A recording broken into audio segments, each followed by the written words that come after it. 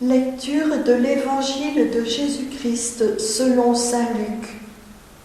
Le même jour, c'est-à-dire le premier jour de la semaine, 2 disciples faisaient route vers un village appelé Emmaüs, à 2 heures de marche de Jérusalem, et ils parlaient entre eux de tout ce qui s'était passé.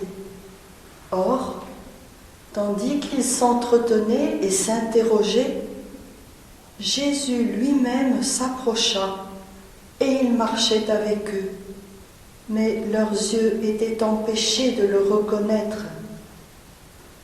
Jésus leur dit : « De quoi discutiez-vous en marchant ? » Alors, ils s'arrêtèrent tout tristes. L'un d'eux, nommé Cléophas, lui répondit : « Tu es bien le seul étranger résidant à Jérusalem qui ignore les événements de ces jours-ci. » Il leur dit : « Quels événements ? » Ils lui répondirent : « Ce qui est arrivé à Jésus de Nazareth, cet homme qui était un prophète, puissant par ses actes et ses paroles, devant Dieu et devant tout le peuple. Comment les grands prêtres et nos chefs l'ont livré. Ils l'ont fait condamner à mort et ils l'ont crucifié. Nous espérions que c'était lui qui allait délivrer Israël.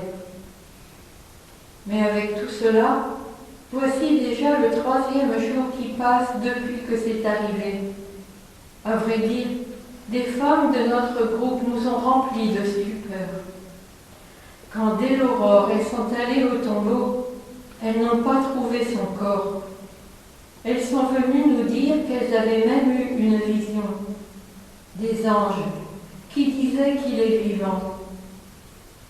Quelques-uns de nos compagnons sont allés au tombeau et ils ont trouvé les choses comme les femmes l'avaient dit. Mais lui, ils ne l'ont pas vu. Il leur dit alors : « Esprit sans intelligence, comme votre cœur est lent à croire tout ce que les prophètes ont dit. Ne fallait-il pas que le Christ souffrit cela pour entrer dans sa gloire ? » Et partant de Moïse et de tous les prophètes, il leur interpréta dans toute l'Écriture ce qui le concernait. Quand ils approchèrent du village où ils se rendaient, Jésus fit semblant d'aller plus loin, mais ils s'efforcèrent de le retenir. « Reste avec nous, car le soir approche et déjà le jour baisse. » Il entra donc pour rester avec eux. Quand il fut à table avec eux, il prit le pain, il prononça la bénédiction, et l'ayant rompu, il le leur donna. Alors leurs yeux s'ouvrirent, et ils le reconnurent, mais il disparut à leur regard. Ils se dirent l'un à l'autre : « Notre cœur n'était-il pas brûlant en nous, tandis qu'il nous parlait sur la route et nous ouvrait les Écritures ?» À l'instant même, ils se levèrent et retournèrent à Jérusalem. Ils y trouvèrent réunis les 11 apôtres et leurs compagnons qui leur dirent : « Le Seigneur est réellement ressuscité.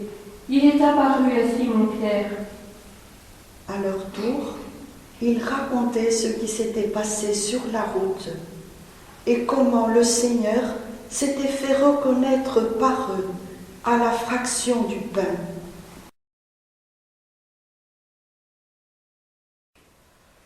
Notre cœur